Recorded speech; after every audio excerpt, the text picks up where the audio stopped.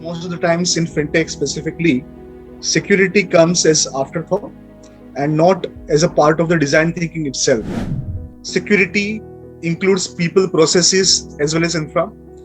And when we talk about people and processes, sometimes people are the weakest link, as we know. So even if you are having good IT policy, even if you have good internal controls, but what happens is that you don't know what kind of security you are building into your application and effectively on the cloud where you are putting your infrastructure.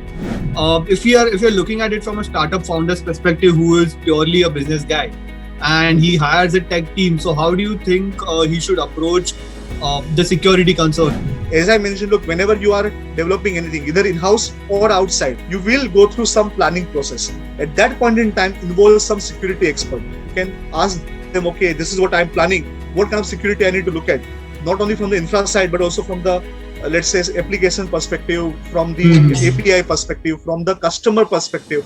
We need to think of security as a planning process, as a design process, rather than afterthought. At that point, how important does it become to ascertain the kind of security concerns that comes with plugging in third-party APIs into your application and transfer of sensitive data through that? Everyone knows API that we use for OTP, and here the simplest example is that where the implementation is incorrect, and because of that you are able to open this sort of attack, and anybody can register on anybody else's behalf.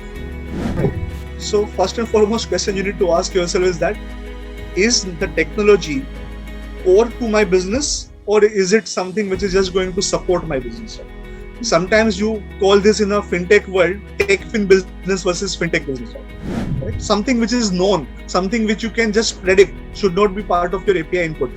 Whenever you are creating API using third-party services, right? People can ask you that. So let's just ask that, okay, what if you are using third-party API? Okay, you need to look at the vendor reputation.